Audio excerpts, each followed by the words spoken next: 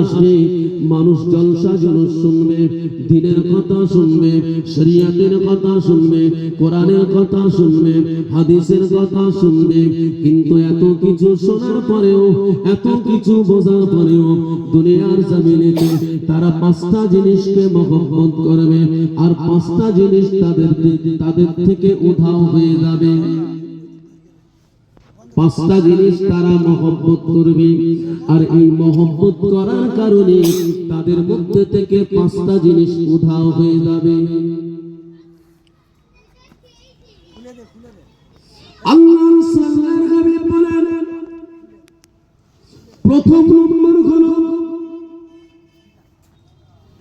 ইউহিব্বুদ দুনিয়া ওয়া ইয়ানসাউনাল আখিরাহ। তারা দুনিয়াকে মহব্বত করবে, দুনিয়াতে এত বেশি মহব্বত করে ফেলবে, দুনিয়ার প্রতি এত লালায়িত হবে, দুনিয়ার প্রতি তারা এত আসক্ত হবে, দুনিয়ায় তাদের সব মনে হবে। আল্লাহ রাসূল আল্লাহর হাবিব বলেন, দুনিয়াতে এত বেশি মহব্বত করার জন্য আমার আল্লাহ পাক রব্বুল আলামিন তাদের দিলকে, তাদের মন থেকে আখিরাতের চিন্তাটা আল্লাহ উঠিয়ে নেবেন। আখিরাতের চিন্তা উঠাও। বিশ্বনবী জনাবে মুহাম্মদুর রাসূলুল্লাহ সাল্লাল্লাহু তাআলা আলাইহি ওয়াসাল্লাম বলেন, দ্বিতীয়ত হলো মানুষ এই দুনিয়ার জমিনেতে আমি রব্বুল আলামিন আল্লাহ, আমি যে খালিক, আমি যে মালিক, আমি যে সৃষ্টিকর্তা, আমি যে লালনকর্তা, আমি যে পালনকর্তা, সে কথা তাদের মাথা থেকে উধাও হয়ে যাবে। দুনিয়ার ছোট্ট ছোট্ট কুটির শিল্পদেরকে তারা এত বেশি মহব্বত করবে, তারা এত বেশি ইজ্জত দেখাবে, তারা এত বেশি কদর করবে, তারা এত বেশি তার প্রশংসা করবে, তার চর্চা করবে। দুনিয়ার ছোট্ট ছোট্ট খুদে খুদে বৈজ্ঞানিকদেরকে তারা সম্মান করবে। কে প্লেন তৈরি করলো তার প্রশংসা করবে, কে আপনার গাড়ি ট্রেন তৈরি করলো তার প্রশংসা করবে, কে মানিক তৈরি করলো তার প্রশংসা করবে।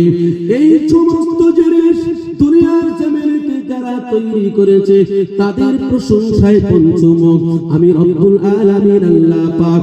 যে ব্যক্তিটা প্লেন তৈরি করেছে আমি আল্লাহ পাক তাকেও মানুষ তৈরি করেছি, তোমাকেও মানুষ তৈরি করেছি, তার প্লেনের ক্যাটাগরিটা আমি আল্লাহ উন্নত করে দিয়েছি। যদি তাকে আমি ম্যাট করে দিতাম, যদি তাকে আমি পাগল করে দিতাম, দুনিয়া সম্পর্কে তার কোনো জ্ঞান থাকতো না।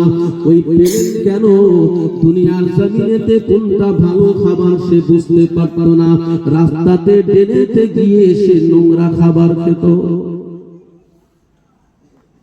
এই বুদ্ধিটা দিয়েছি আমি।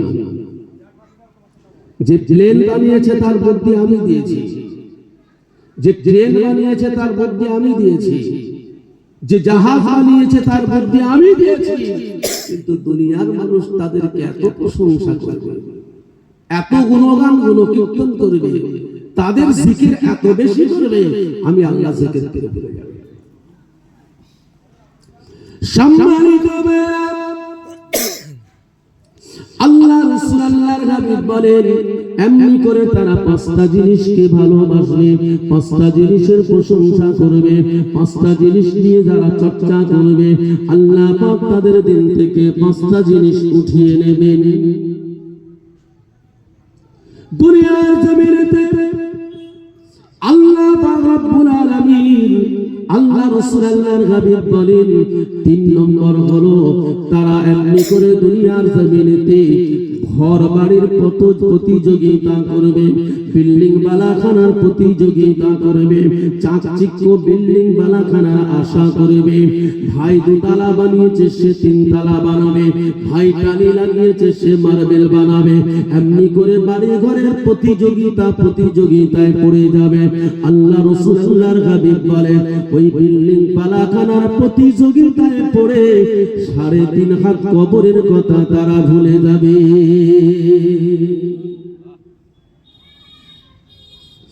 আল্লাহ রাসূল বলেন, এ বাবা সাহাবারা শুনে রেখে দাও, জেনে রেখে দাও, তারা অর্থ সম্পদকে বড় ভালোবাসবে। অর্থ সম্পদ জমানোর জন্য, ব্যাংক ব্যালেন্স করার জন্য ভাইকে সম্পদ ফাঁকি দেবে, বোনকে সম্পদ ফাঁকি দেবে, আত্মীয় স্বজনের সঙ্গে চিটিং বাজি করবে, এমনি করে 2 নম্বরই করে অর্থ সঞ্চয় করবে, অর্থের পাহাড় তৈরি করবে, অর্থর প্রতি এত লোভ হয়ে যাবে। আল্লাহ রাসূল আল্লাহর হাবিব বলেন, ময়দানে মাহশরে আমার আল্লাহ পাক রব্বুল আলামিন যে তাদের চুলচেরা বিচার নেবে। আল্লাহ রাসূল আল্লাহর হাবিব বলেন, অর্থ সম্পদের মোহে পড়ে আল্লাহ পাকের হিসাবের কথা তারা ভুলে যাবে। 5 নম্বরে হলো আল্লাহ রাসূল আল্লাহর হাবিব বলেন, এ বাবা সাহাবারা শুনে রেখে দাও, জেনে রেখে দাও, দুনিয়ার জমিনেতে তারা এত অন্যায় করবে, তারা এত পাপ করবে, তারা এত গুনাহ করবে, পাপ করাটা তাদের নিত্য প্রয়োজনীয় নিত্যদিনের কাজ হয়ে যাবে। তারা সমস্ত রকম অন্যায় করবে, গুনাহ করবে, গুনাহ করতে করতে করতে করতে করতে করতে করতে করতে এমন একটা পরিস্থিতিতে পৌঁছে যাবে, তারা গুনাহটাকে, অন্যায়টাকে ন্যায় বলে মনে করবে, গুনাহটাকে ভালো কাজ বলে মনে করবে, অন্যায়টাকে তারা ন্যায় বলে মনে করে গুনাহ করবে। আল্লাহ রাসূল আল্লাহর হাবিব বলেন, গুনাহ করতে করতে করতে করতে এত গুনাহ তাদের মধ্যে হয়ে যাবে, তাদের আমলনামাতে এত গুনাহ জমে যাবে, আল্লাহ রাসূল আল্লাহর হাবিব বলেন তারা তওবা করতে ভুলে যাবে। এত বেশি গুনাহ করবে যে তারা তওবা করতে ভুলে যাবে।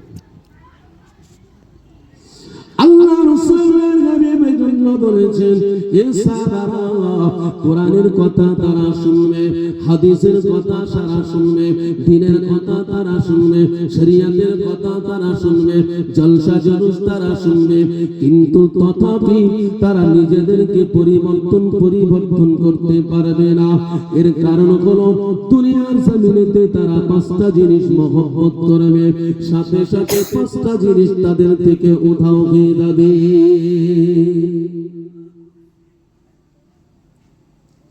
সম্মানিত ভাইরা, আল্লাহ রাসূল আল্লাহর হাবিব বলেন, নিয়াতুল মুমিনু খায়রুম মিন আমালি। আজকের এত টাকা খরচা করে, এত লক্ষ টাকা খরচা করে, মাসাদিক পরিশ্রম করে, কালেকশন করে, এত সুন্দর শীতের দিনে সামিয়ানা তৈরি করে, মানুষের ঢল এই জায়গা নাই, যে জায়গায় হওয়ার কথা সেই জায়গায়, কোন জায়গায় বুঝতে পারছেন? এজন্য আপনাদেরকে বলতে চাই, আগেই আপনাদেরকে বলেছি, জলসা দিলে ফায়দা আমাদের, আপনাদের নয়। আপনারা যারা জলসা দিয়েছেন বেয়াদবি মাফ করবেন, আমি জলসার বিরোধিতা করি না। আজকে যারা জলসা দিয়েছেন, কারো বা মা, কারো বা বোন, কারো বা মেয়ে, এই জলসাতে যারা সহযোগিতা করেছেন, কারো বা স্ত্রী, কারো বা মা, কারো বা বোন, কারো বা মেয়ে,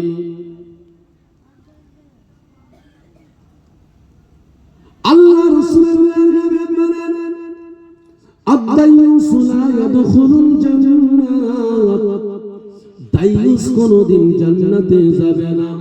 সে যত নেক কাজ করুক না কেন, যত ভালো কাজ করুক না কেন, যত নামাজ আদায় করুক না কেন, যত তাসবিহ তাহলিল করুক না কেন, আদ-দাইয়ুসু লা ইয়াদখুলুল জান্নাহ।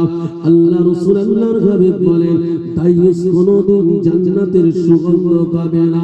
সাহাবায়ে কেরামরা জিজ্ঞাসা করেছিলেন, ইয়া রাসূলুল্লাহ, ইয়া হাবিবাল্লাহ, দাইয়ুস কারা।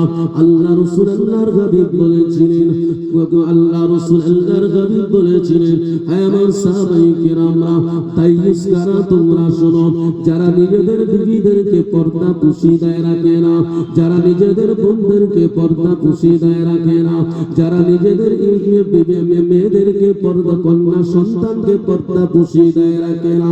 কুল্লুকুম রাঈন ওয়া কুল্লুকুম মাসউলুন আন রাইয়াতিহি। আল্লাহ পাক রব্বুল আলামিন বলেন, তোমরা যাদের অধীন, যারা তোমাদের অধীনস্থ, যাদের উপরে তোমার কর্তৃত্ব চলে, যাদের উপরে তোমার শাসন চলে, কিয়ামতের ময়দানে আল্লাহ তাদের সম্পর্কে তোমাদেরকে জিজ্ঞাসাবাদ করবে।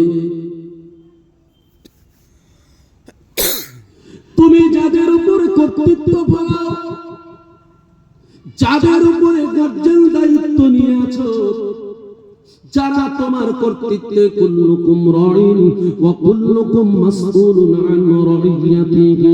আল্লাহ পাক রব্বুল আলামিন কোরআনুল কারীমের মধ্যে ঘোষণা দিয়েছেন, কুল্লুকুম রাঈন ওয়া কুল্লুকুম মাসউলুন আন রাইয়াতিহি। তোমরা নিজ নিজ অধীনস্থদের সম্পর্কে আল্লাহ পাকের দরবারে জবাবদিহি হবে। তোমার বোনের জন্য তোমাকে জবাব দিতে হবে, তোমার মায়ের জন্য তোমাকে জবাব দিতে হবে, তোমার স্ত্রীর জন্য তোমাকে জবাব দিতে হবে, তোমার কন্যার জন্য তোমাকে জবাব দিতে হবে।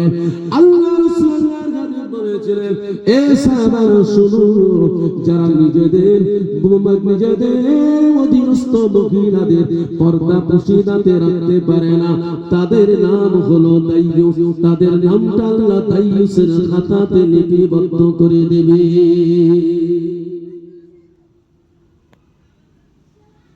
আকসার জলসাতে গিয়ে দেখি, জলসায় লোক না থাকার কারণ, ফুল যেখানে মৌমাছি সেখানেই তো যাবে ভাই, যেখানে ফুল সেখানে মৌমাছি। সম্মানিত ভাইরা, এবার আপনাদের সুন্নতে আসি।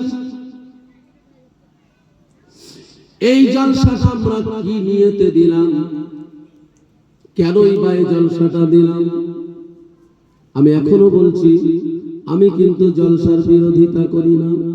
জলসা দেওয়ার পরে আমাদের লাভ হচ্ছে না কেন, সেই কথাটা আমি বলতে চাচ্ছি। জলসা দেওয়ার, কোরআন সুন্নাহর আলোচনা শোনা, দ্বীন শরীয়তের কথা শুনবো, এতে তো ফায়দা হওয়ার কথা।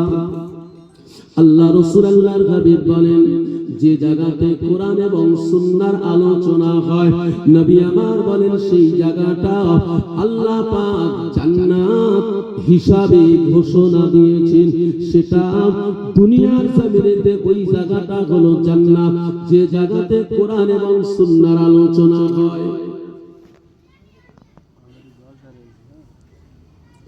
এই জায়গাতে বসে একবার সুবহানাল্লাহ পড়বেন, একবার আলহামদুলিল্লাহ পড়বেন, আল্লাহু আকবার পড়বেন, কালেমা শরীফ পড়বেন, দরুদ শরীফ পড়বেন, নাত শরীফ পড়বেন, সালাম শরীফ পড়বেন। আল্লাহ পাক রব্বুল আলামিন, আল্লাহ রাসূল আল্লাহর হাবিব বলেন, বান্দা দুনিয়ার জমিনেতে যখন একবার সুবহানাল্লাহ বলে, জমিন থেকে আসমান পর্যন্ত এর মধ্যখানে আমার আল্লাহ পাক রব্বুল আলামিন এই তামাম ফাঁকা জায়গাটা রহমত দিয়ে ভরপুর করে দিয়ে বান্দার আমলনামাতে দান করে দেয়। এমন একটা মাজলিস, তাহলে মজলিসে লসটা কোথায়? লসটা একটা জায়গায়। এই জলসাটা আমরা দিয়েছি কেন? আমাদের নিয়তটা কি? কোন নিয়তে আমরা জলসাটা দিয়েছি? আমরা কি দ্বীনের কথা, শরীয়তের কথা, দুটো কথা শুনে আমরা কি আমলে জিন্দেগি তৈরি করব এই নিয়ত? নাকি পাশাপাশি গ্রামে, পাশাপাশি পাড়াতে জলসা হচ্ছে, ওরা জলসা দিচ্ছে আর আমরা কি কম আছি এই নিয়তে? বাড়ি যায়, বোনাই বাড়ি যায়, মামার বাড়ি যায়, ফুফার বাড়ি যায়, বন্ধুর বাড়ি যায় জলসা শুনতে। এত বড় একটা গ্রাম উত্তর শান্তপুর, এখানে যদি একটা জলসা না হয় কেমনটা লাগে? শালা শালি আসবে, বোন বোনাই আসবে, শ্বশুর শাশুড়ি আসবে, বছরে একটা দিন একটু ঘটা করে খাবো, শালা শালিদেরকে নিয়ে একটু বাজারে বেড়াবো। শ্বশুর শাশুড়ি আসবে, মুরগি আপনার 1 বছর ভর পুষে রেখেছি, জবে করে একটু ভালো করে খাবো। এজন্য আল্লাহ রাসূল সাল্লাল্লাহু বলেছে, নিয়াতুল মুমিনু খায়রুম মিন আমালি। আল্লাহ রাসূল আল্লাহর হাবিব বলেন, মুমিনের ইবাদতের চাইতে নিয়তের মূল্য অনেক বেশি। আমি আপনি ইবাদত করব, নিয়ত করলাম, নিয়ত করে বসলাম। মনে করেন কোন মানুষ হজে যাওয়ার জন্য নিয়ত করেছেন, উমরাতে যাওয়ার জন্য নিয়ত করেছেন। এই নিয়ত করার পরে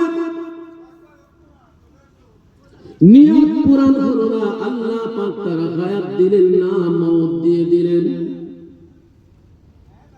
আল্লাহ রাসূল আল্লাহর হাবিব বলেন, নিয়াতুল মুমিনু খায়রুম মিন আমালি। ওই নিয়তটা করার দরুন আমার আল্লাহ পাক রব্বুল আলামিন তার আমলনামাতে হজ এবং উমরার সওয়াব আল্লাহ দান করে দেবে।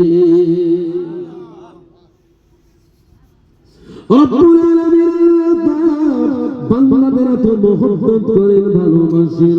আল্লাহ রাসূল আল্লাহর হাবিব বলেন, যদি কোনো বান্দা একটা নেক কাজ করার নিয়ত করে, আল্লাহ পাক নিয়ত করার সঙ্গে সঙ্গে তার আমলনামাতে একটি নেকি দান করে দেন। আর যখন ওই বান্দাটা নেক কাজ নিয়ত করার পরে আর ওই নেক কাজটা পালন করে, আল্লাহ রাসূল আল্লাহর হাবিব বলেন, সঙ্গে সঙ্গে ওই বান্দার আমলনামাতে আল্লাহ 10টি নেকি দান করে। বলুন সুবহানাল্লাহ। আমার আল্লাহ তো বড় দয়াবান, মেহেরবান। আল্লাহ রাসূল আল্লাহর হাবিব বলেন, বান্দা যদি একটা গুনার নিয়ত করে, আমরা গুনার নিয়ত করি না, বলবো একটা একটা করে। আল্লাহ রাসূল আল্লাহর হাবিব বলেন, বান্দা যদি একটা গুনার নিয়ত করে, আল্লাহ পাক তার আমলনামাতে কোনো গুনাহ লিখবেন না। বান্দা যদি গুনাহটা করে, আল্লাহ পাকের ফেরেশতারা তার আমলনামাতে মাত্র একটা গুনাহ লিখে। বান্দা গুনার নিয়ত করে, গুনাহ লেখা হয় না, গুনাহ করলে একটা গুনাহ। আর বান্দা যদি নেক আমলের নিয়ত করে, নেক কাজের নিয়ত করে, নিয়ত করার সঙ্গে সঙ্গে আল্লাহ পাক তার আমলনামাতে একটা নেকি দান করে। আর ওই কাজটা পালন করার পরে আল্লাহ পাক তার আমলনামাতে 10টি নেকি দান করে। এখন ভাবুন, নিয়তটা আমাদের কেমন? যেমন নিয়ত তেমন কাজ, নিয়তে বরকত। সম্মানিত ভাইরা, বনী ইসরাইল গোত্রের একজন মানুষ রাস্তা দিয়ে হাঁটতে হাঁটতে চলেছেন। রাস্তা দিয়ে হাঁটতে হাঁটতে যাওয়ার পথে দেখছেন পাশেই একটা বস্তি, অসহায় দুর্ভিক্ষের মধ্যে তারা পড়ে আছে। এমন একটা দুর্ভিক্ষের মধ্যে তারা পড়ে আছে, বাবা মা তো দূরের কথা, ছোট্ট ছোট্ট সন্তানেরা তারা খেতে পায় না।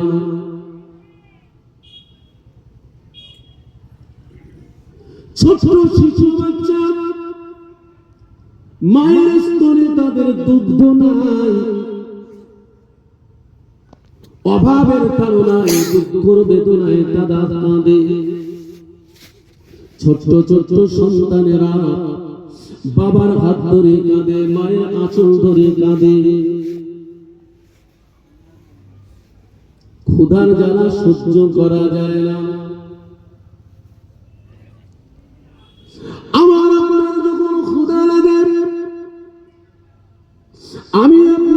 হয়েছি, আমি আপনি মা হয়েছি, আমার আপনার ক্ষুধা লাগলে আমি আপনি সহ্য করে নিতে পারি, কিন্তু যখন আমাদের কলিজার টুকরো সন্তান ক্ষুধার যন্ত্রণায় কাঁদতে থাকে, তাদের ক্ষুধা নিবারণ করতে পারে না, আমার আপনার ক্ষুধার যে যন্ত্রণা, আমার আপনার ক্ষুধার যে জ্বালা, তার চাইতে বহু বহু গুণ জ্বালা আমাদের অন্তরকে ছারখার করে দেয়।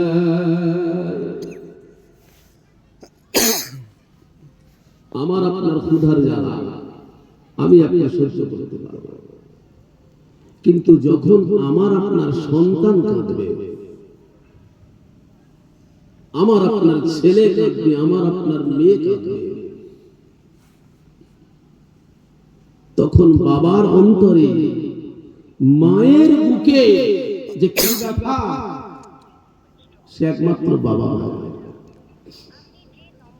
সম্মানিত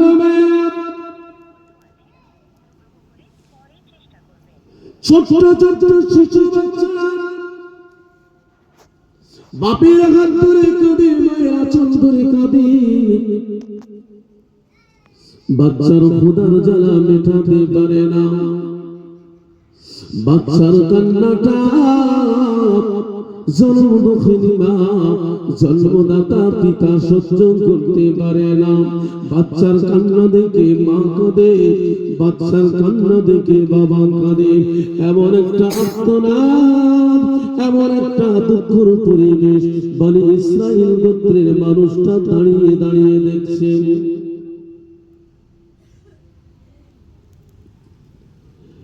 এই পরিস্থিতি তিনি দাঁড়িয়ে দাঁড়িয়ে দেখছে, আর আমার আল্লাহ পাকের দরবারে মনে মনে মনে মনে মনে মনে এই বলে আরাধনা করছেন, মনে মনে তিনি কল্পনা করছেন, ইয়া আল্লাহ, আমি অভাগা, আমি কমজোর, আপনি আমাকে এমন একটা বস্তি দেখালেন যে বস্তির মানুষগুলো এত বড় অসহায়ের মধ্যে পড়ে আছে, যে বস্তির মানুষগুলোর খাওয়া হয় না, যারা অনাহারে দিন কাটায়, তাদের কোলের শিশুর বাচ্চারা জনদুঃখিনী মাকে ধরে কাঁদে, জন্মদাতা পিতাকে ধরে কাঁদে, সন্তানের ক্ষুধা নিবারণ করতে পারে না, সন্তানের জ্বালা বুকে নিয়ে মা কাঁদে, বাবা কাঁদে, ইয়া রাব্বি আল্লাহ, আমি অভাগা, আমি অপারগ, আপনি আমাকে অসহায় করেছেন, আপনি আমাকে নিরুপায় করেছেন, আপনি আমাকে অর্থ সম্বল দেননি, আপনি আমাকে গরিব করেছেন, রব্বি আল্লাহ, আপনি যদি এই পরিমাণ অর্থ আমাকে দান করতেন, এই পরিমাণ অর্থ যদি আজকে আমার কাছে থাকতো, যে পরিমাণ অর্থ দিলে এই বস্তির মানুষদের অভাবটা ঘুচে যেত, এই বস্তির মানুষদের অভাব ঘোষানোর মতো অর্থ যদি আমার কাছে থাকতো, আমার সমস্ত অর্থ দিয়েও এই বস্তির মানুষদের অভাবটা আমি ঘুচিয়ে দিতে পারতাম, কিন্তু ও নিজেই পরিস্থিতি দেখে বলছে যে আল্লাহ যদি আমাকে অর্থ দিতেন, তাহলে আমি এই অর্থ দিয়ে এদের অভাব ঘোচাতাম। মহান রব্বুল আলামিন ফেরেশতাকে রেখে বললেন, আমার ফেরেশতা যাও যাও, চলে যাও, চলে যাও, আমার বান্দা আমার সৃষ্টিকুলের উপরে এত দয়া করেছে, আমার সৃষ্টিকুলের উপরে এত মায়া করেছে, আমি আল্লাহ তার দরিদ্র সীমার নিচে করে দিয়েছি, সে দুবেলা দুমুঠো খায়, রোজগার করে খাটে আর খায়, আমি রব্বুল আলামিন আল্লাহ পাক তাকে সম্পদশালী করি না, কিন্তু ওই বস্তির মানুষদেরকে দেখে আমি আল্লাহ পাককে ফরিয়াদ করেছি, যদি ওই অর্থ থাকতো ও অভাব ঘুচিয়ে দিত, সে নিয়ত করেছে, ইচ্ছা প্রকাশ করেছে, আমার ফেরেশতারা যাও যাও, চলে যাও, আমি রব্বুল আলামিন, আমি দয়াময় মাবুদ মাওলা, আমার বান্দার ইচ্ছার উপর আমি খুশি হয়ে গেছি, বান্দার নিয়তের উপরে আমি রাজি রাজি হয়ে গেছে। আমি রব্বুল আলামিন আল্লাহ পাক ওই বস্তির মানুষদের অভাব ঘোচানোর জন্য যতটা অর্থ ব্যয় করা হতো অতটা অর্থ আমি আল্লাহ রাস্তায় সাদকা করলে যে সওয়াব হয় আমি রব্বুল আলামিন অতটা অর্থ সওয়াবে অতটা অর্থ সাদকার সওয়াব আমি আল্লাহ আমার বান্দার আমলনামাতে দিয়ে দিলাম। আমি আমার বান্দার আমলনামায় দিয়ে দিলাম, কারণ ওর নিয়তটা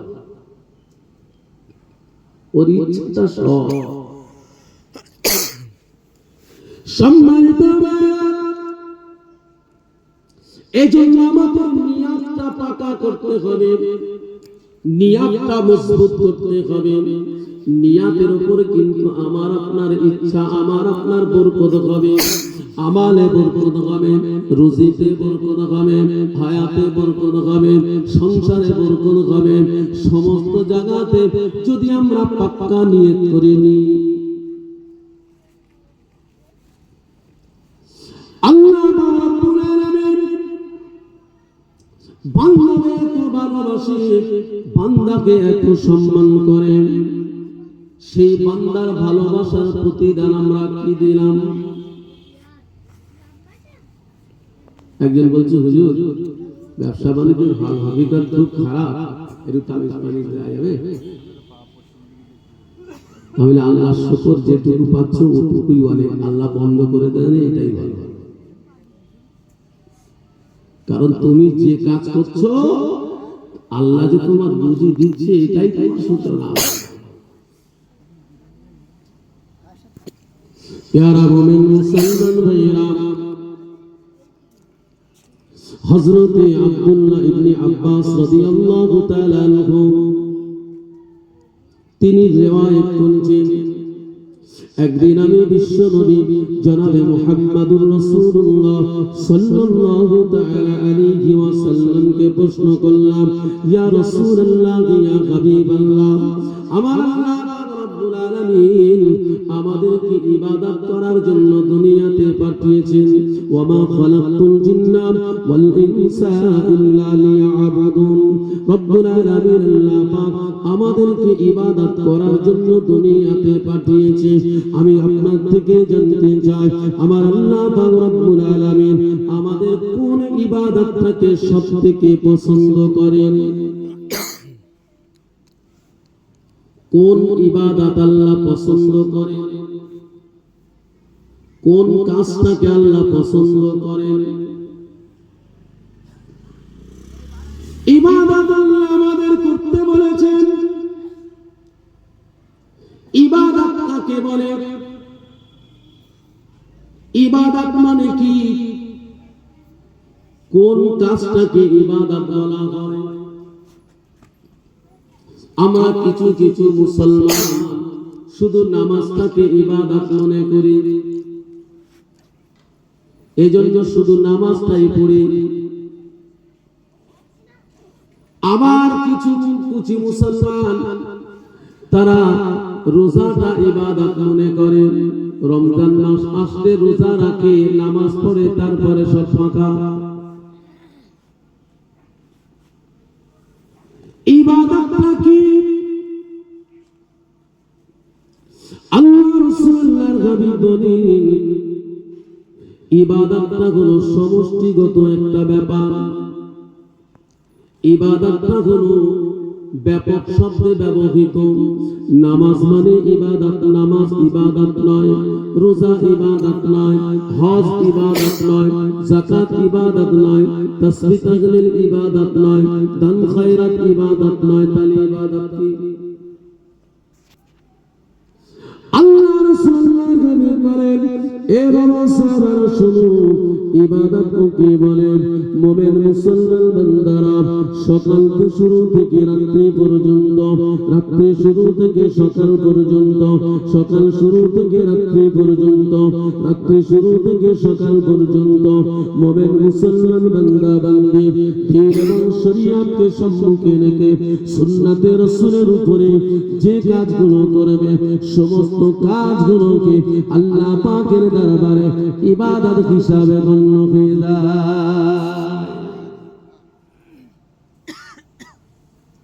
দিন শরীয়তকে সামনে রেখে রাসূলের তরিকার মধ্যে থেকে সুন্নাতে রাসূল করে যা কিছু করবে সবটাই মুমিন যদি রাস্তাতে চলে সুন্নাত রাসূলের তরিকা অনুতম আল্লাহ রাসূলের হাবিব বলেন ওই রাস্তা চলাটা তার জন্য ইবাদত। মুমিন যদি দিন শরীয়তকে সম্মুখে রেখে আমার রাসূলের সুন্নাত মোতাবেক যদি ব্যবসা বাণিজ্য করে ওই ব্যবসা বাণিজ্যটা হবে তার জন্য ইবাদত। মুমিন যদি আল্লাহ রাসূলের তরিকা মতো বিবি বাচ্চাদেরকে নিয়ে সংসার করে ওটা হবে তার জন্য ইবাদত। আমার রাসূলের সুন্নাত মোতাবেক কোন স্বামী এবং স্ত্রী যদি রাত্রি যাপন করে ওই রাত্রি যাপনটা সারাটা রাত ঘুমের মধ্যে কাটাবে সুন্নতি তরিকায় যদি তারা ঘুমিয়ে পড়ে আল্লাহ রাসূল আল্লাহর হাবিব বলেন সারাটা রাত ঘুমানোটা আল্লাহর ইবাদত। বান্দা যদি বাথরুমে যায় আমার রাসূলের সুন্নাতের উপরে তরিকার উপরে বাথরুমে যায় আল্লাহ রাসূল আল্লাহর হাবিব বলেন বান্দার বাথরুম করাটা আল্লাহর ইবাদতের হিসাবে গণ্য করে না।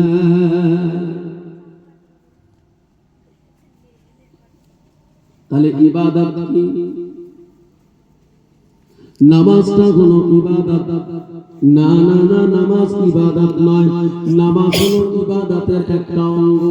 রোজা ইবাদত নয়, রোজা হলো ইবাদতের একটা অংশ।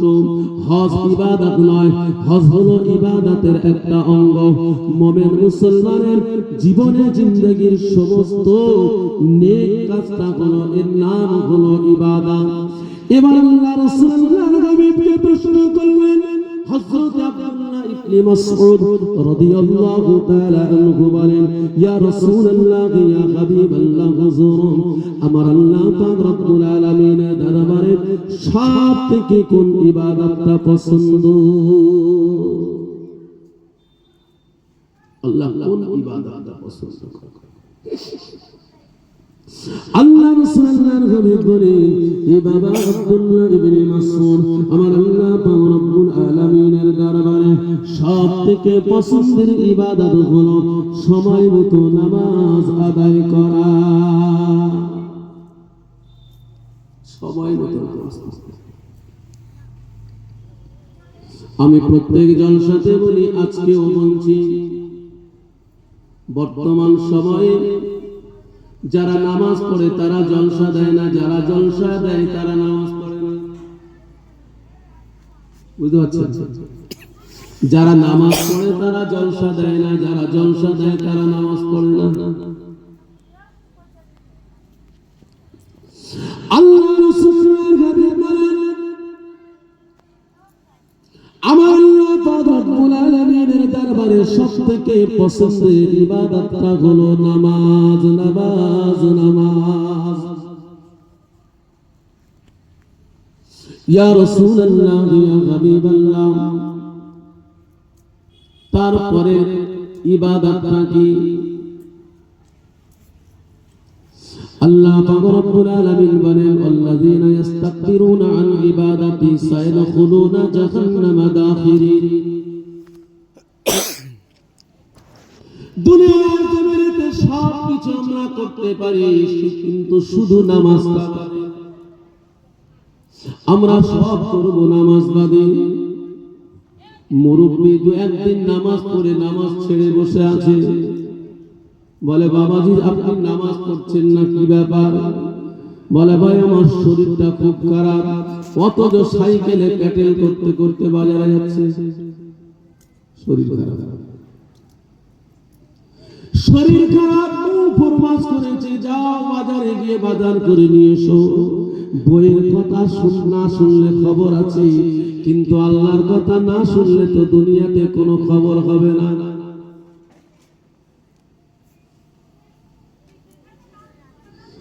এজন্য আল্লাহ রাসূলের হাবিব বলেন প্রথম কাজ হলো আল্লাহ পাকের দরবারে তার মনোনীত পছন্দের ইবাদতটা হলো নামাজ। আল্লাহ পাক কোরআনুল কারীমের মধ্যে বলেন ওয়াল্লাযীনা ইস্তাকবিরুনা আন ইবাদাতি সায়াদখুলুনা জাহান্নামা দাখিরিন। আল্লাহ পাক রব্বুল আলামিন বলেন যারা অহংকার বশত তাকাব্বুরি বশত আমি আল্লাহর ইবাদত থেকে যারা গাফিল হয়েছে, আমার ইবাদত থেকে যারা মুখ ফিরিয়ে নিয়েছে, তাদের ঠিকানা আমার রাসূল আমার হাবিব আপনি তাদের সংবাদটা শুনে দাও। আমি আল্লাহ পাক তাদের ঠিকানা রেখেছি জাহান্নাম। আল্লাহ রাসূলের হাবিবকে প্রশ্ন করলেন হযরত আব্দুল্লাহ ইবনে মাসউদ রাদিয়াল্লাহু তাআলা আনহু, ইয়া রাসূলুল্লাহ ইয়া হাবিবাল্লাহ, তারপরে আমার আল্লাহ পাকের দরবারে কোন ইবাদতটা পছন্দের? আল্লাহ রাসূল আল্লাহর হাবিব বলেন প্রথম কাজ হলো সময় মতো নামাজ আদায় করা, আর দ্বিতীয় কাজ হলো পিতামাতার তাবেদারি করা, পিতামাতার খিদমত করা। আল্লাহ রাব্বুল আলামিন কুরআনুল কারীমের মধ্যে ঘোষণা দিলেন ওয়া ক্বাদা রাব্বুকা আল্লা তা'বুদু ইল্লা ইয়্যাহু ওয়া বিল ওয়ালিদাইনি ইহসানা। আল্লাহ রাব্বুল আলামিন কোরআনুল কারীমের মধ্যে ঘোষণা দিলেন ওয়া ক্বাদা রাব্বুকা আল্লা তা'বুদু, বান্দারে তোমরা সর্বপ্রথমে তোমাদের সর্বপ্রথম কাজ হবে আমি আল্লাহর ইবাদত করা। আমি আল্লাহর ইবাদত ছাড়া কারোর ইবাদত চলবে না, আমি আল্লাহর সিজদা ছাড়া কারোর সিজদা চলবে না, আমি আল্লাহর প্রশংসা ছাড়া কারোর প্রশংসা হবে না। আল্লাহ রাব্বুল আলামিন বলেন ওয়া ক্বাদা রাব্বুকা আল্লা তা'বুদু ইল্লা ইয়্যাহু ওয়া বিল ওয়ালিদাইনি ইহসানা। আর আমি আল্লাহর ইবাদতের পরে তোমরা যার প্রতি ইহসান করবে, আমি আল্লাহকে ইহসান করার পরে, আমি আল্লাহকে ভালোবাসার পরে, আমি আল্লাহকে মহব্বত করার পরে যাকে তোমরা মহব্বত করবে, যাকে তোমরা ইহসান করবে, যাকে তোমরা ভালোবাসবে, সেই পাত্র পাত্রীটা হলো তোমার বাবা এবং মা।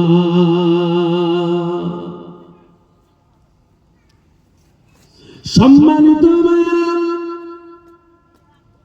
আল্লাহ পাকের পছন্দ নামাজ, আল্লাহ পাকের পছন্দ তাকে সিজদা করা, আল্লাহ পাকের পছন্দ বাবা মাকে ইহসান করা। কিন্তু বর্তমান সময়ে বর্তমান নওজোয়ান ভাইরা, যুবক ভাইরা, তাদের কিন্তু ঘটনাটা ভিন্ন রূপ।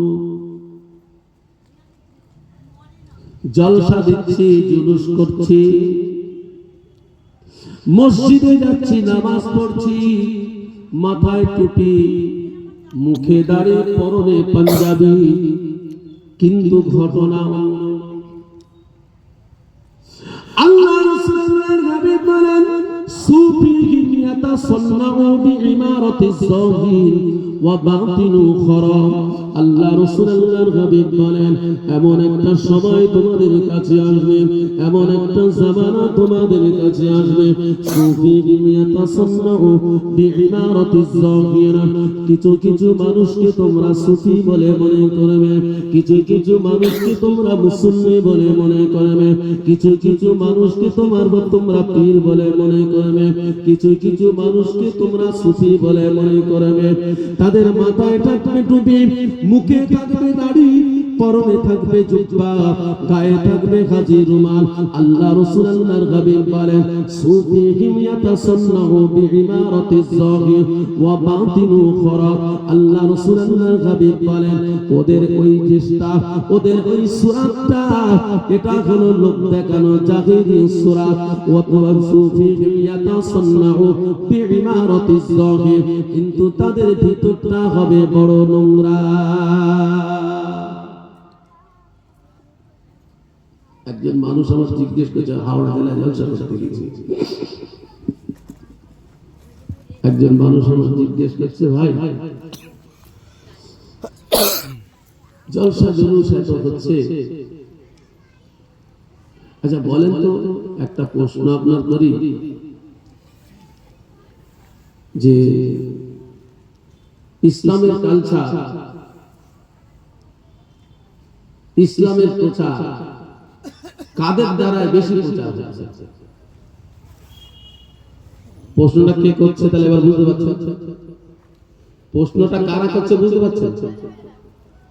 বলছে ইসলামের প্রচার কাদের দ্বারা বেশি হচ্ছে। তা আমি তাকে বললাম ইসলামের প্রচার যার দ্বারাই হোক, যে কওমের দ্বারাই হোক, যে গোষ্ঠীর দ্বারাই হোক, যে দলের দ্বারাই হোক, যদি আপনি ওটা বলেন, আমি আপনাকে একটা প্রশ্ন করব। বলছে কি? বলছে ঈমানদার বাড়লো না কমলো? ঈমানদার বাড়লো না কমলো? তো আমার বলছে দেখে তো মনে হচ্ছে ঈমানদার। তাই বলে একটা এক্সাম্পল দাও, ঈমানদার যে বেড়েছে তার একটা এক্সাম্পল দাও। বলছে দেখো, আগে মসজিদগুলো ফাঁকা থাকতো, এখন মসজিদগুলো ভরে গেছে। মানুষ মাথায় টুপি দিত না, এখন ম্যাক্সিমাম মানুষ মাথায় টুপি দিয়ে দিয়েছে। মানুষ দাড়ি রাখতে ইতস্তত বোধ করত, ম্যাক্সিমাম মানুষ এখন দাড়ি রাখছে। আমি তাকে বললাম তোমারও ঈমানটা টুপি দাড়িতেই সীমাবদ্ধ, তোমার ঈমানটা টুপি আর দাড়িতেই সীমাবদ্ধ, এর বাইরে তোমার আর কিছু নেই। বলছি কেন? আপনি কি মনে করলেন টুপি মাথায় দিলে ঈমানদার হওয়া যায়? শিয়ালের মাথায় টুপি পরিয়ে আর ডোবের ধারে বসিয়ে আর রাত্রে দরজাটা খুলে রাখবেন, শিয়াল কত বড় ঈমানদার বুঝতে পারবে? টুপি মাথায় দিলে ঈমানদার নয়, দাড়ি রাখলে ঈমানদার। আমি তারে বললাম সব বেড়ে গেছে কিন্তু ঈমানদার বলছে কেন? তাহলে আমি বলি আপনি তাহলে আগে কাবুলিওয়ালা আসতো, দেখেছেন আপনারা? কাবুলিওয়ালা আসতো, এখন আর আসে? এখন আসে? কোথায় গেল তারা? তারা কি দুনিয়ার মুখ থেকে মিটে গেছে? না, কিন্তু তারা আসে। কারণ মক্কা শরীফ থেকে ঘুরে এসেছে, হজ করে বাড়িতে বসে বসে সুদ খাচ্ছে, 5 ওয়াক্ত নামাজ পড়ছে, সুদের ব্যবসা করছে। আমাদের দেখে লজ্জায় ঘৃণায় তারা ব্যবসা করছে। তাহলে সুদখোর বাড়বে না কমবে? সুদখোর বাড়বে, মদখোর বাড়বে, চিটিংবাজ বাড়বে, বাম্মায়ের অবাধ্যতা বাড়বে, ঘুষখোর বাড়বে, টুপি বাড়বে, দাড়ি বাড়বে, জুব্বা বাড়বে, ঈমানদার কমবে। সম্মানিত আল্লাহ রাব্বুল আলামিন বলেন ওয়াকাদা রাব্বুকা আল্লা তা'বুদু ইল্লা ইয়্যাহু ওয়া বিল ওয়ালিদাইনি ইহসানা। সিজদা তোমরা আমি আল্লাহকে করো, ইহসান তোমার পিতা মাতাকে করো। সিজদা আমরা আল্লাহকে করতে ইতস্তত বোধ করি, আমরা সিজদা করি সেইকে আপনার আজমিরে। দুনিয়ার কোন মসজিদ হলো না, আমরা সিজদা করি আজমিরে খাজা বাবার দরবারে, সিজদা করি হারোয়ার ময়দানে গোরাচাঁদ বাবার কাছে গিয়ে, সিজদা করি মাজারে গিয়ে, সিজদা করি অন্যান্য পীরের কাছে গিয়ে। কিন্তু আবার আল্লাহ পাক রব্বুল আলামিন বলেন সিজদা যদি তোমাদের করতে হয় আমি আল্লাহকে সিজদা করো, অন্য কারো কাছে তোমাদের মাথা নত করা যাবে না। মুসলমান গুটি কয়েক মানুষ আমার আল্লাহকে সিজদা করে, আর বাকি মানুষগুলো অন্য জায়গাতে গিয়ে সিজদা করে। আল্লাহ রাব্বুল আলামিন বলেন ইয়্যাহু ওয়া বিল ওয়ালিদাইনি ইহসানা। আমি রব্বুল আলামিন আল্লাহ পাক আমার ইবাদতের পরে পরে তোমাদের সর্বপ্রথম কাজ হবে তোমার পিতা মাতাকে ইহসান করো। ইহসান কারে হচ্ছে? ইহসান করছে পিতা মাতাকে, তবে নিজের নয়। ইহসান পিতা মাতাকে করা হয়।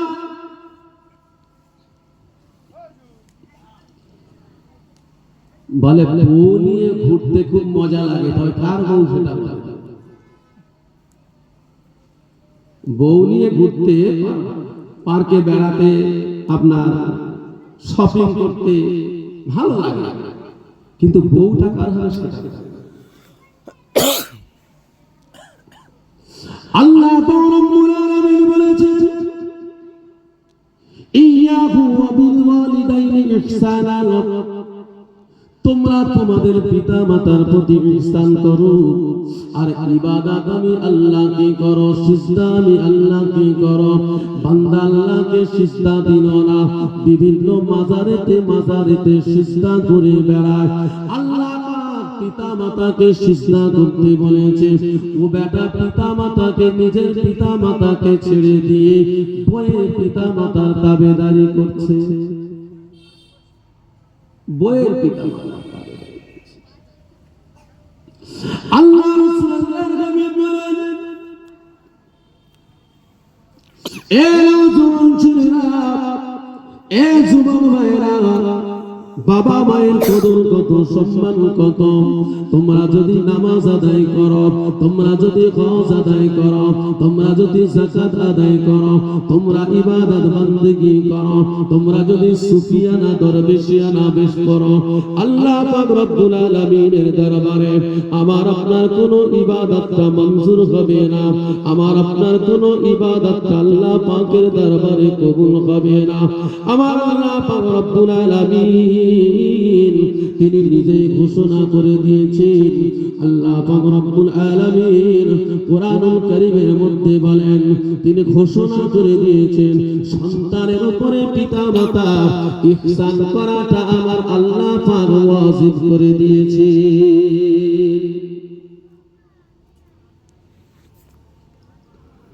রব্বুল আলামিন মায়ের জন্য সন্তান, সন্তানের জন্য মা।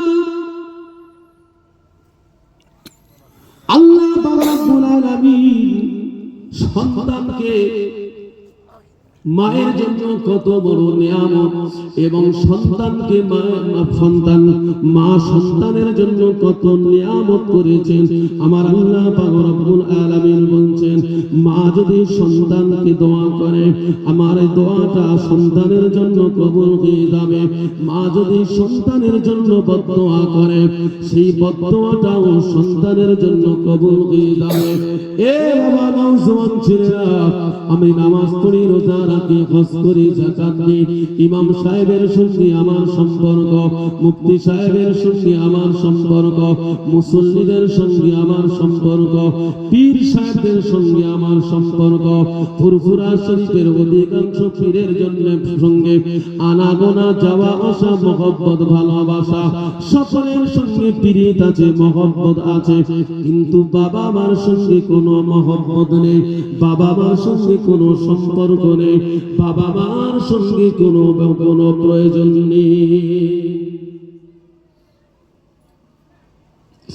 আল্লাহ রাসূলের হাবিব বলেন, قال النبي صلى الله تعالى عليه وسلم رضي الله في رضا الوالدين وسخط الله في سخط الوالدين।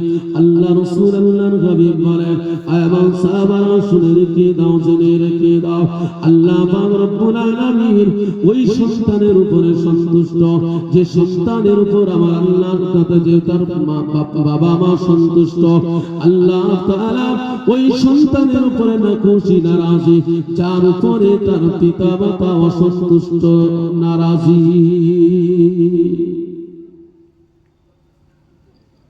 আপনার নামাজ আপনাকে বাঁচাতে পারবে না, আপনার রোজা আপনাকে বাঁচাতে পারবে না, আপনার হজ আপনাকে বাঁচাতে পারবে না, আপনার যাকাত আপনাকে বাঁচাতে পারবে না, আপনার পীর আপনাকে বাঁচাতে পারবে না, আপনার মুর্শিদ আপনাকে বাঁচাতে পারবে না। বাঁচতে যদি হয় তাহলে বাবা মায়ের পায়ের তলে থেকে আপনাকে আমাকে বাঁচতে হবে। আল্লাহ রাসূল বলেন, এ বাবা ছেলেরা, আমি রাসূলুল্লাহ সাল্লাল্লাহু তাআলা আলাইহি ওয়াসাল্লাম জানিয়ে দিই, পিতা মাতা তোমাদের জন্য কত বড় নিয়ামত। আন ইবনে উমামা রাদিয়াল্লাহু তাআলা আনহু আন্না রাজুলান ইয়া রাসূলুল্লাহ সাল্লাল্লাহু তাআলা আলাইহি ওয়াসাল্লাম মা হাক্কুল ওয়ালিদাইনি আলা ওয়ালাদি। আল্লাহ রাসূল আল্লাহর হাবিবকে একজন মানুষ এসে আমার রাসূলকে জিজ্ঞাসা করছেন। আল্লাহ রাসূলের সাহাবা হযরতে উমামা রাদিয়াল্লাহু তাআলা আনহু বর্ণনা করছেন, একজন মানুষ এসে আমার রাসূলকে জিজ্ঞাসা করেছে, ইয়া রাসূলুল্লাহ, ইয়া হাবিবাল্লাহ, হুজুর পিতা মাতার হক কতটুকু? আল্লাহ রাসূল আল্লাহর হাবিব বলেছিলেন, হুমা জান্নাতুকা ওয়া নারু, পিতা মাতা তোমার জন্য জান্নাত এবং জাহান্নাম। সম্মানিত ভাইরা, সেই মায়ের সম্মান, সেই বাপের খবর দুনিয়ার জমিনেতে উঠে গেছে। বর্তমান সময়ে প্রত্যেকটা সংসারে, প্রত্যেকটা বাড়িতে বাপ বেটাতে অশান্তি, মায় বেটাতে অশান্তি, শাশুড়ি বয়ে অশান্তি। না না না, বাপ মায়ের বদদোয়া যদি কোনো সন্তানের উপরে পড়ে যায়, বাপ মায়ের নেক নজর যদি কোনো সন্তানের উপরে পড়ে যায়, বাপ মায়ের যদি কোনো বদনজর সন্তানের উপরে পড়ে যায়, যে সন্তানের উপর বাবা মায়ের নেক নজর পড়ে গেল, তার জীবনটা সোনায় সোহাগা হয়ে গেল। যে সন্তানের উপরে বাবা মায়ের যদি বদনজর পড়ে গেল, দিনে দুনিয়া এবং আখিরাত উভয় জাহানটা তার জন্য ধ্বংস হয়ে গেল। এ বাবা ছেলেরা, যদি কোনো সন্তান বাবা মায়ের প্রতি ইহসান করে, বাবা মায়ের প্রতি ভালোবাসা দেখায়, বাবা মায়ের প্রতি বাবা মা তার প্রতি সন্তুষ্ট হয়, ওই সন্তানের জন্য আল্লাহ পাক রব্বুল আলামিন দুনিয়াতে 5টি পুরস্কার রেখে দিয়েছে। 5টা পুরস্কার। সন্তান বাবা মায়ের বাধ্য, এই বাধ্য সন্তানের জন্য আল্লাহ পাক এই দুনিয়ার জমিনে 5টা পুরস্কার। প্রথম পুরস্কার হলো আল্লাহ পাক রব্বুল আলামিন তাকে নেক হায়াত দেবেন। নেক হায়াত আল্লাহ তাকে দান করবেন। নবী পাক সাল্লাল্লাহু তাআলা আলাইহি ওয়াসাল্লাম হাদিস পাকের মধ্যে ঘোষণা করলেন, মান শাররাহু আইয়ুমিদ্দা লাহু ফি উমরিহি ওয়া ইয়াজুদু ফি রিজকিহি। আল্লাহ রাসূলের হাবিব বলেন, এ সাহাবারা শুনে রেখে দাও, জেনে রেখে দাও, যে ব্যক্তি তার দীর্ঘ জীবন এবং সচ্ছল জীবিকা কামনা করে, সে যদি মনে করে আমি দীর্ঘদিন বাঁচব, সে যদি মনে করে আল্লাহ আমার সচ্ছলতার জীবিকা দান করবে, আল্লাহ রাসূল আল্লাহর হাবিব বলে, সেই সন্তান যেন তার পিতা মাতার তাবেদারি করে। পিতা মাতার তাবেদারির মধ্যে আমার আল্লাহ পাক রব্বুল আলামিন তার নেক হায়াত দান করবে, হায়াতে বরকত দেবে এবং রুজিতে আল্লাহ বরকত দেবেন। বলুন সুবহানাল্লাহ। আল্লাহ রাসূলের হাবিব বলেন, বাধ্য সন্তানকে আমার আল্লাহ পাক রব্বুল আলামিন নেক হায়াত দান করবে। বাবা মা সন্তানের জন্য দোয়া করতে থাকবে, বাবা মা সন্তানের হায়াতের জন্য নিজের জীবনটুকু দিতে অপ্রস্তুত। এমনও দুনিয়ার জমিনেতে নজির দেখা গেছে, এমন অনেক মা, এমন জনম দুঃখিনী মা প্রসবকালে সন্তানকে বাঁচানোর জন্য নিজের প্রাণটা বিসর্জন দিয়েছে। এ ছেলে, আজকের তুমি দুনিয়াতে আসলে সকলের সঙ্গে মহব্বত রাখলে, সকলের সঙ্গে ভালোবাসা রাখলে, সকলের সঙ্গে পীড়িত করলে, তোমার মায়ের সঙ্গে তুমি পীড়িত করতে পারলে না, তোমার বাবার সঙ্গে তুমি মহব্বত রাখতে পারলে না। যে বাবা মা তোমাকে মানুষ করার জন্য, তোমাকে দুনিয়ার জমিনে বাঁচিয়ে রাখার জন্য আল্লাহ পাক তোমাদেরকে হায়াত দিয়েছে, পিতামাতার নেক দোয়ার বিনিময়ে, পিতামাতার কষ্টের বিনিময়ে তুমি আজকের দুনিয়ার মুখ দেখছো। জনম দুঃখিনী মা, গর্ভধারিণী মা 10 মাস 10 দিন পেটে ধারণ করেছে, কত জ্বালা কত যন্ত্রণা সহ্য করেছে। তারপরে 10 মাস 9 মাস 10 দিন পরে প্রসব যন্ত্রণা সহ্য করেছে। দুইটা বছর, 2.5টা বছর নিজের রক্ত দিয়ে তৈরি দুধ তোমাকে পান করিয়েছে। দুনিয়ার জমিনেতে তুমি এত বড় গাদ্দার, তুমি এত বড় ধোঁকাবাজ, সেই মাকে তুমি অসম্মান করো, সেই বাবাকে তুমি অসম্মান করো, যে বাবা রাতের দিন রাত তোমার জন্য পরিশ্রম করেছে, মাথার ঘাম পায়ে ফেলে তোমাকে লেখাপড়া শিখিয়ে, দেখভাল করে, খাওয়া দাওয়া দিয়ে, তোমার প্রয়োজন মিটিয়ে দুনিয়ার জমিনেতে তোমাকে সবল করে তুলেছে। সেই বাবার প্রতি তুমি আঙুল উঁচু করো, সেই বাবার প্রতি তুমি ঈর্ষা করো, সেই বাবাকে তুমি ধমক দাও, সেই বাবাকে তুমি গালিগালাজ করো। আজকের সেই বাবাকে মাকে তুমি সংসার থেকে আলাদা করে দাও, বাবাকে মাকে সংসার থেকে তাড়িয়ে দাও। এই অবাবা সন্তান দুনিয়ার জমিনেতে তুমি লাঞ্ছিত হবে, দুনিয়ার জমিনেতে তুমি বঞ্চিত হবে, আল্লাহর আদালতেও তোমার বঞ্চিত করা হবে, আল্লাহর রহমতে তোমার জায়গা হবে না।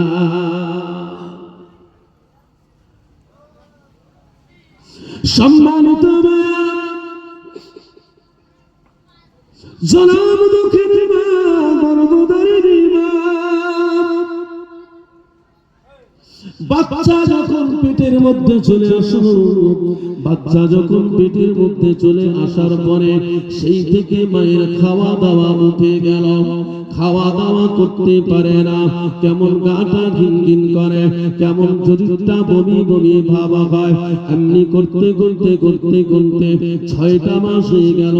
তারপরে বাচ্চা যখন পেটের মধ্যে ছোট্ট বড় তৈরি হয়ে গেল, আল্লাহ পাক রব্বুল আলামিন তার মধ্যে যখন জান সৎকার দিল, জনম দুঃখিনী মা, গর্ভধারিণী মা সারাটা দিন খায় না, রাতে ঘুমায় না, এত কষ্ট পরিশ্রম করে স্বামীর সংসারে রান্না বাড়া তৈরি করলো, কাজ কর্ম তৈরি করলো, পেটে বড় ক্ষুধা, ক্ষুধার জ্বালানি শাশুড়িকে খাওয়ালো, শ্বশুরকে খাওয়ালো, স্বামীকে খাওয়ালো, দেওরকে খাওয়ালো, ননদকে খাওয়ালো, সকলকে খাইয়ে দিয়ে ক্ষুধা সহ্য করতে পারে না, গোটা কত ভাত দিয়ে সবে মাত্র বসেছে।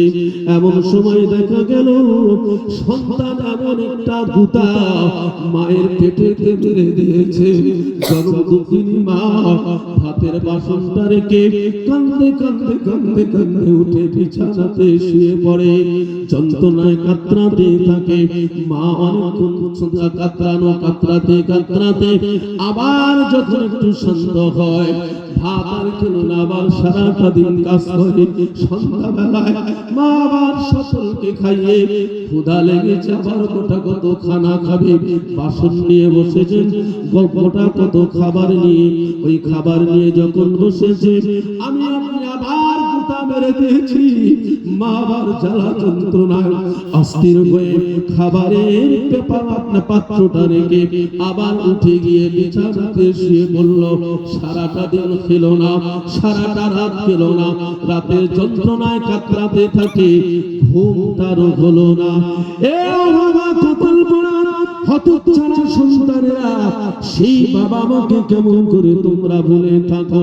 আমার নওজোয়ান ছেলেরা কানটা খাড়া করে শুনে নাও, মায়ের অবদান কতটুকু, বাপের অবদান কতটুকু। আজকের বইয়ের কথা শুনে বাবাকে আলাদা করে দাও, বইয়ের কথা শুনে মাকে আলাদা করে দাও। এ বাবা নওজোয়ান ছেলেরা, মা যখন ডেলিভারির সময় হয়ে যায়, হসপিটালে চলে গেল, নার্সিং হোমে চলে গেল, ডাক্তার বলে দেখুন এর গার্জেন কয়েকটি, স্বামীকে ডাকলেন, স্বামী ডেকে ডেকে বলে আপনি কি এই পেশেন্টের স্বামী? বলে আমি স্বামী। ডাক্তার বলছেন দেখো দেখেন কষ্ট পাবেন না, আপনার স্ত্রী যা অবস্থা, যদি বাচ্চা বাঁচে মা বাঁচবে না, আর যদি মা বাঁচে বাচ্চা বাঁচবে না। এমন হয় না ভাই? এমন পরিস্থিতি আসে যে ডাক্তার বলছে যদি বাচ্চা বাঁচে তাহলে মা বাঁচবে না, আর যদি মা বাঁচে তাহলে বাচ্চা বাঁচবে। ওটা ওদের ফর্মুলা, আল্লাহ চাইলে সব কিছু। স্বামী চিন্তা করছে, স্বামী চিন্তা ভাবনা আলাদা, বাবার চিন্তা ভাবনা আলাদা, মায়ের চিন্তা ভাবনা আলাদা। এই জন্য আল্লাহ রাসূলকে জিজ্ঞাসা করা হয়েছিল, সাহাবায়ে কেরামরা জিজ্ঞাসা করলেন, ইয়া রাসূলুল্লাহ, ইয়া হাবিবাল্লাহ, সবথেকে বেশি, সবথেকে প্রথম হক পাওয়ার অধিকার কার? আল্লাহ রাসূল বললেন তোমার বাবা মা। আবার বললেন তারপরে কার? বলল তোমার মা। তারপরে কার? বলল তোমার মা। তারপরে কার? বলল তোমার বাবা। চতুর্থ নম্বর বাবা। এই চতুর্থ নম্বর বাবা এলো, প্রথম নম্বর মা, দ্বিতীয় নম্বরে মা, তৃতীয় নম্বরে মা, চতুর্থ নম্বরে বাবা। যে বাবা সারাটা দিন হাড় ভাঙা পরিশ্রম করে যে সন্তান, যে বিবি বাচ্চা তাদেরকে দেখভাল করলো, লালন করলো, পালন করলো, সেই বাবা 4 নম্বরে, এতে 1 নম্বরে থাকার কথা। সম্মানিত ডাক্তার বললেন শোনেন, আপনার স্ত্রী বাঁচলে বাচ্চা বাঁচবে না, আপনার বাচ্চা বাঁচলে আপনার স্ত্রী বাঁচবে না। এখন ডিসিশন আপনি নেন, সিদ্ধান্ত আপনি যেটা দেবেন আমরা সেই মতো কাজ করব। অনেক চিন্তা ভাবনা করে স্বামী বলতে থাকেন, ডাক্তার বাবু বাচ্চা যদি যায় যাক, কিন্তু বাচ্চার মা বেঁচে থাক, বাচ্চার মা যদি বেঁচে থাকে আল্লাহ চাহে আমি আবার সন্তান পাবো। বাবা বলছেন মা বেঁচে থাক, মা বেঁচে থাকলে আবার সন্তান হবে, কিন্তু মা যদি চলে যায় তো সন্তান হবে না। ডাক্তার এই সিদ্ধান্ত নিয়ে নিলেন, বাচ্চা মারা যায় যাবে, মা বেঁচে থাকবে। এমনই একটা পরিস্থিতির মধ্যে তারপরেও স্বামীর মনটা খারাপ। স্ত্রীর কাছে আসলো, স্বামী মনটা খারাপ নিয়ে স্ত্রীর কাছে যখন আসলো, স্ত্রী স্বামীর মনটা, স্বামীর চেহারাটা দেখে কিছুটা উপলব্ধি করলেন। স্বামীকে বলছেন, প্রাণের স্বামী আপনার শরীরটা দেখে বড় পেরেশান মনে হচ্ছে, আপনার কি কিছু একটা হয়েছে? স্বামী বলে না না, কিছু হয় না। স্ত্রী বলেন, স্বামী আমি আপনার সঙ্গে সংসার করছি, আপনার সুখ দুঃখের সাথে আমি আপনার চেহারা দেখে আমি খানিকটা অনুভব করতে পারি, কিছু তো একটা হয়েছে, আপনি গোপন করছেন, বলুন। স্ত্রী বলছে আপনি বলুন, কিছু তো একটা হয়েছে। স্বামী ওই সময় বলেছিলেন, বিবি তুমি বড় কষ্ট পাবে, দুঃখ পাবে, এজন্য কথাটা তোমাকে বলি না। স্ত্রী বলে, প্রাণের স্বামী কি কথা তুমি আমাকে বলো? স্বামী বলে, প্রাণের স্ত্রী আজকের তোমার পরিস্থিতি বড় খারাপ, ডাক্তার ডিসিশন দিতে বলেছে, যদি তুমি বাঁচো বাচ্চা বাঁচবে না, যদি বাচ্চা বাঁচে তুমি বাঁচবে না, আমি কি ডিসিশন নেব? স্ত্রী বলে, প্রাণের স্বামী আপনি কি ডিসিশন নিয়েছেন, কি সিদ্ধান্ত আপনি ডাক্তারকে দিয়ে এসেছেন? স্বামী বলে, মহব্বতের স্ত্রী, আমি ডাক্তারকে এই ডিসিশন দিতে বলেছি, এই সিদ্ধান্ত আমি জানিয়ে দিয়েছি, যদি বাচ্চা না বাঁচে না বাঁচুক, যেন বাচ্চার মাটা বাঁচে। এই কথাটা শুনে জনম দুঃখিনী মা, গর্ভধারিণী মা কান্না সহ্য করতে পারে না, প্রাণের স্বামীর হাতটা ধরে ধরে, এ আমার প্রাণের স্বামী, না না না, আমার বাচ্চাকে মারবে না, মারবে না, আমার বাচ্চাকে আমি মারতে দেব না, দেব না, আমার বাচ্চা যেন বেঁচে থাকে। এ প্রাণের স্বামী, আপনি আপনার সিদ্ধান্তটা বদল করে নিন, আপনি ডাক্তারকে গিয়ে বলুন, ডাক্তার যেন আমার বাচ্চাকে বাঁচিয়ে রাখে, আপনি নিমায় আমার জান যদি চলে যায়, আমি জনম দুঃখিনী মা, আমার বাচ্চাকে আমি ক্ষতি হতে দেব না।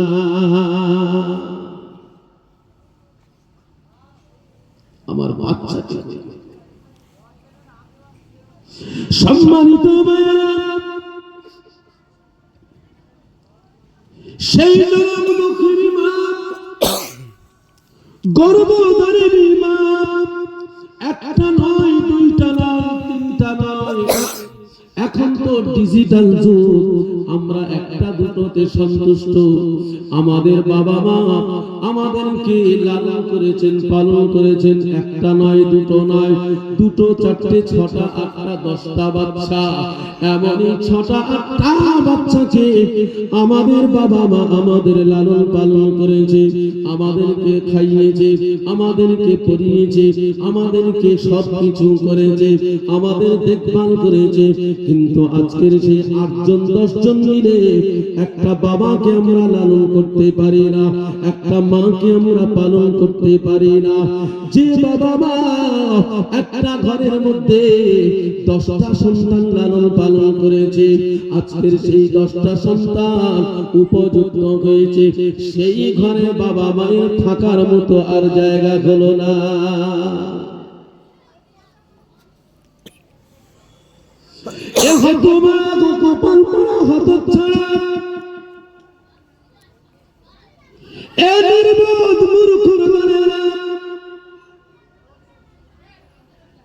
বাবা মার জন্য আল্লাহ পাক তোমাকে দুনিয়ার জমিনেতে পাঠিয়েছে, বাবা মা তোমার জন্য যে ত্যাগ স্বীকার করেছে, বাবা মা তোমার জন্য যা অনুদান দিয়েছে, তোমার জীবনে আরো যদি এমন হায়াত যদি কয়েকবার দেওয়া হয়, কয়েক হাজার বার দেওয়া হয়, তথাপি আমাদের পিতা মাতার যারা পরিমাণ হক কেউ আদায় করতে পারবে না।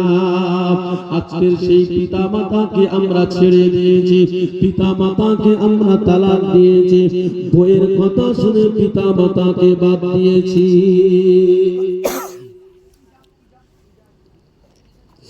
আল্লাহ রাসূলুল্লাহর হাবিব সাল্লাল্লাহু তাআলা আলাইহি ওয়াসাল্লাম বলেন, আল ওয়ালিদু আওসাতু, আল ওয়ালিদু আওসাতু আবওয়াবিল জান্নাতি ফাহিফিজ আলা যালিকা ইন শিতা আওদা। আল্লাহ রাসূলুল্লাহর হাবিব সোনার জবানে ইরশাদ করেছেন, একজন মানুষ এসে আমার রাসূল করিম সাল্লাল্লাহু তাআলা আলাইহি ওয়াসাল্লামকে জিজ্ঞাসা করে, ইয়া রাসূলুল্লাহ, ইয়া হাবিবাল্লাহ, হুজুর, আমার স্ত্রীকে আমি বড় মহব্বত করি, ভালোবাসি, কিন্তু আমার বাবা এসে আমার স্ত্রীকে তালাক দিতে বলে, এখন আমি কিবা করি? বলছি, ইয়া রাসূলুল্লাহ, আমার স্ত্রীকে আমি ভালোবাসি, আমাদের মধ্যে মহব্বত ভালোবাসা আছে, কিন্তু আমার বাবা এসে বলছে আমার বউকে তালাক দাও, আমি কি করি? এই তালাক প্রথাটা চালু হয়েছে হযরত নবী ইসমাঈল আলাইহিস সালাতু ওয়াস সালাম থেকে। তালাকের মাসলা শরীয়তের সবথেকে নিকৃষ্ট মাসলা, কিন্তু হলো কেন? অনেক কারণ। যাই হোক, আল্লাহ রাসূলুল্লাহর হাবিবের দরবারে আবেদন আরজ করলেন, ইয়া রাসূলুল্লাহ, ইয়া হাবিবাল্লাহ, হুজুর, আমার বিবিকে বড় মহব্বত করি, ভালোবাসি, কিন্তু আমার বাবা এসে আমার বিবিকে তালাক দিতে বলে, ইয়া রাসূলুল্লাহ, ইয়া হাবিবাল্লাহ, আমার করণীয় কি? আল্লাহ রাসূল আল্লাহর হাবিব সোনার জবানে ইরশাদ করলেন আল ওয়ালিদু আওসাতু আবওয়াবিল জান্নাহ ফাহাফিজ আলা যালিকা ইন শিতা আও দা।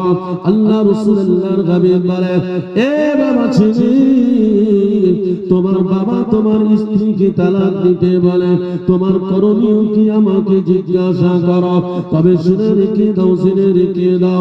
আল ওয়ালিদু আওসাতু আবওয়াবিল জান্নাহ, আল্লাহ পাক রব্বুল আলামিন তোমার পিতাকে এমন মর্যাদা দিয়েছে, তোমার পিতা তোমার জন্য জান্নাতের মধ্যবর্তী দরজা, জান্নাতের মধ্যবর্তী দরজা।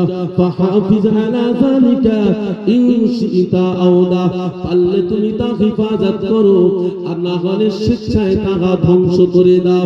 অতএব আল্লাহ রাসূল আল্লাহর হাবিব একথা বোঝাতে চাচ্ছে, যদি তোমার পিতা মাতা তোমার স্ত্রীর উপরে শরীয়ত সম্মতভাবে অসন্তুষ্ট হয়ে থাকে, যদি তোমার পিতা মাতা তোমার বিবিকে তোমাকে তালাক দিতে বলে, শরীয়তের দৃষ্টিতে যদি শরীয়ত সম্মতভাবে তোমার পিতা মাতা তোমার স্ত্রীকে না চায়, তাহলে তোমাকে তালাক দেওয়াটা শরীয়ত জায়েজ করেছে। কিন্তু না না না, এখন মায়ের শরীয়তটা বউয়ের কাছে চলে গেছে। মাকে অসন্তুষ্ট যদি মা যদি বউকে অসন্তুষ্ট করে, বাবা যদি বউকে অসন্তুষ্ট করে, তাহলে বউকে নয় বাবাকে তালাক দিতে হবে, বউকে নয় মাকে তালাক দিতে হবে। মাকে অসন্তুষ্ট যদি করে, বউ যদি অসন্তুষ্ট করে, বউকে কিছু বলা যাবে না, বউয়ের কিছু বলা যাবে না। হযরত ইসমাঈল আলাইহিস সালাম মক্কাতুল মুকাররমাতে হযরত ইব্রাহিম আলাইহিস সালাম যখন মা হাজেরা সহ বিবি মা হাজেরা সহ শিশু ইসমাঈল আলাইহিস সালামকে মক্কা নগরীতে রেখে চলে গেলেন। লম্বা চওড়া ঘটনা। হযরত ইব্রাহিম আলাইহিস সালাম ওই জায়গায় বসবাস, ওই জায়গার মানুষের সঙ্গে তাদের সংস্পর্শে থেকে থেকে তিনি বড় হতে লাগলেন। ওই সময় কারণ ওই জামানায় ওই সময় একজন মহিলাকে সুন্দরীকে তিনি বিবাহ করলেন। হযরত ইব্রাহিম নবীনা আলাইহিস সালাম সিরিয়া থেকে আবার মক্কাতুল মুকাররমে এসে হযরত ইসমাঈল আলাইহিস সালামের সঙ্গে সাক্ষাৎ করতে এলেন, পরিবারের সঙ্গে দেখা করতে এলেন। দেখা করতে এসে দেখলেন, বাড়িতে এসে দেখলেন ইব্রাহিম তার ছেলে ইসমাঈল আলাইহিস সালাম বাড়িতে নাই। নবী ইব্রাহিম আলাইহিস সালাম পরিবারদের সঙ্গে দেখা করতে গেছেন, কিন্তু গিয়ে দেখেন ইব্রাহিম ইসমাঈল নেই। হযরত ইসমাঈল আলাইহিস সালাম বিবাহ করার কয়েক বছর আগে পরে মা হাজেরা রাদিয়াল্লাহু তাআলা আনহা ইন্তেকাল করেছেন। ইব্রাহিম আলাইহিস সালাম বাড়িতে গিয়ে ছেলেকে ডাকছেন। বাড়ির মধ্যে থেকে একজন মহিলা বাহির হয়ে গেল। বাহিরে এসে বলে, ইব্রাহিম ইসমাঈল বাড়িতে নাই, কোথায় গেছে? বলেন অন্যের অন্বেষণে গেছেন, রুজির তালাশে গেছে। হযরত ইব্রাহিম আলাইহিস সালাম বুঝে ফেললেন যে এটা আমার ইসমাঈলের পত্নী। নবী ইব্রাহিম আলাইহিস সালাম বলেন, তোমাদের সংসারের হাল হকিকত কেমন? তোমাদের সংসারের হাল হকিকত কেমন, কিভাবে চলছে? বলছে খুব অভাব, খুব দুর্দশার মধ্যে কাটছে। এতটুকু কথা শুনে ইব্রাহিম আলাইহিস সালাম প্রস্থান করলেন। বলছি ইব্রাহিম আসবে, ইসমাঈল আসবে, আমার সালাম দেবে আর তাকে বলবে ঘরের চৌকাঠটা যেন পাল্টে দেয়, ঘরের চৌকাঠটা যেন পাল্টে দেয়। নবী ইব্রাহিম আলাইহিস সালাম চলে গেলেন। খানিক বাদে নবী ইব্রাহিম আলাইহিস ইসমাঈল আসলেন। হযরত নবী ইসমাঈল আলাইহিস সালাম মক্কা নগরীতে যখন নিজের হুজরা মুবারকের দিকে যাচ্ছেন, তখন হুজরা মুবারকের মধ্যে দিয়ে একটা নবুয়তের উজ্জ্বল খুশবু নবী ইসমাঈল আলাইহিস সালামের নাকে আসলো। নবুয়তের গন্ধ তিনি পাচ্ছে। বিবি ডেকে বলে, বিবি আজকে আমার এই মেহমানখানায় আমার কুটিরেতে কেউ এসেছিল। নবী ইসমাঈল আলাইহিস সালাম তিনি অনুভব করতে পারলেন, বুঝতে পারলেন কোন নবী আমি ইসমাঈলের দরবারে এসেছে। বিবি বলে, আপনার সামনে একজন ব্যক্তি এসেছিল, আপনার খোঁজ করছিল, তার সঙ্গে আমার এই কথোপকথন হয়েছে। আমাকে এমন প্রশ্ন করেছে, আমি এমন উত্তর দিয়েছি। বলে সে কি কিছু বলেছে? বলে তিনি একটা উপদেশ দিয়ে গেছে, তার পক্ষ থেকে আপনাকে সালাম জানানো হয়েছে, আর তার তিনি আপনাকে একটা কাজ করতে বলেছে, আপনার বাড়ির চৌকাঠটা পাল্টে নিতে বলেছেন। হযরত ইসমাঈল আলাইহিস সালাম বলেন, এ আমার বিবি, আজকে তুমি আমার বিবি হতে পারবে না, আজকে তুমি আমার সংসারে থাকতে পারবে না। শোনো শোনো শোনো শোনো, যে ব্যক্তিটা তোমার সঙ্গে কথোপকথন করেছে, যে ব্যক্তিটা আমার মেহমানখানায় এসেছে, ও দুনিয়ার অন্য কেউ নয়, উনি হলো আমার জন্মদাতা পিতা, আমার বাবা হযরত নবী ইব্রাহিম আলাইহিস সালাম। তোমার আচরণে, তোমার কথাবার্তায় আমার আব্বা সন্তুষ্ট হয়েছে। তুমি আমার আল্লাহর নাফরমানি করেছো, এজন্য আমার আব্বা তোমাকে পাল্টে দিতে বলেছে, তোমাকে তালাক দিতে বলেছে। যাও, আমি তোমাকে তালাক দিলাম, তোমার সঙ্গে সংসার হবে না, তোমার সঙ্গে সংসার। ইসমাঈল আলাইহিস সালাম আবার একটা বিয়ে করলেন। এ যুবক ছেলেরা, স্বামী স্ত্রীর মধ্যে মহব্বত, ভালোবাসা, বাবা মার সম্মান ইজ্জত কতটুকু। বাবা মাকে তোমরা স্বামীর কথা শুনে আলাদা, তোমরা স্ত্রীর কথা শুনে আলাদা করে দিও না। হযরত নবী ইসমাঈল আলাইহিস সালাম আবার একটা বিবাহ করলেন। এমন এক সময়ে নবী ইব্রাহিম আলাইহিস সালাম আবার মক্কা নগরীতে গেলেন নিজের পরিবারদের সঙ্গে দেখা সাক্ষাৎ করতে। সেই সময়ে দেখা গেল খোদার কি কুদরত, নবী ইসমাঈল আলাইহিস সালাম সেদিনও বাড়ি না, সেদিনও বাড়ি না। ইব্রাহিম আলাইহিস সালাম বাড়িতে গেলেন, আওয়াজ দিলেন, একজন মহিলা বের হওয়ার পরে বললেন, মা ইব্রাহিম কোথায়, ইসমাঈল কোথায়? বলে ইসমাঈল একটু রুজির তালাশে গেছে। বলছে, বাবা তোমাদের সংসার কেমন চলছে? বলছে, আলহামদুলিল্লাহ, আল্লাহর শুকর, আল্লাহ পাক যে হালাতে রেখেছে, আল্লাহ আমাদের খুব সুখেই রেখেছে, আলহামদুলিল্লাহ। বলছে, তোমাদের খাদ্য হিসাবে কি পাওয়া যায়? বলছে, আমাদের খাদ্য হিসাবে গোশত পাওয়া যায়। তোমাদের পানীয় হিসাবে কি পাওয়া যায়? বলে, আমাদের পানীয় হিসাবে পানি পাওয়া যায়।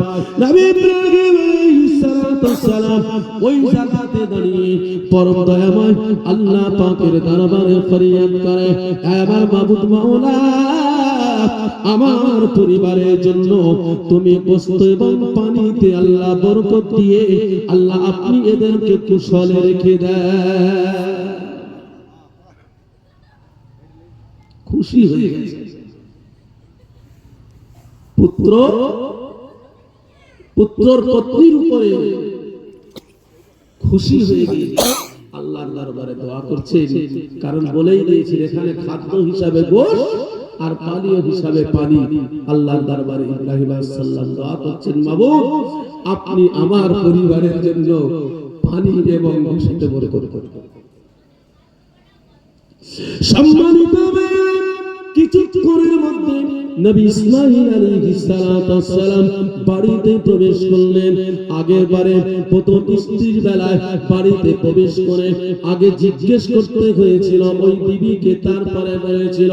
কিন্তু এখন দেখা গেল বিবি স্ত্রী স্বামী যখন বাড়িতে প্রবেশ করলেন, সালাম কালাম বিনিময় করার পরে স্ত্রী বলছে, প্রাণের স্বামী, একজন মানুষ এসে আপনাকে খোঁজ করছিল। কি খোঁজ ছিল? স্বামী স্ত্রী বললেন, আমার প্রাণের স্বামী আপনাকে খোঁজ করার জন্য এসেছে, আপনার তালাশ করছিল, আপনার খোঁজ করছিল। তার সঙ্গে এমন কথাবার্তা হয়েছে। নারায়ে তাকবীর, নারায়ে তাকবীর, নারায়ে তাকবীর। দোষী আল্লাহুম্মা সাল্লি আলা। জলসা কিন্তু এরকম হবে, আওয়াজ না হলে আওয়াজ হয় না। তাই তো? এই দেখেন, একটু মহব্বতের সঙ্গে জোরে বলুন, আরেকটু কাছাকাছি চলে আসেন।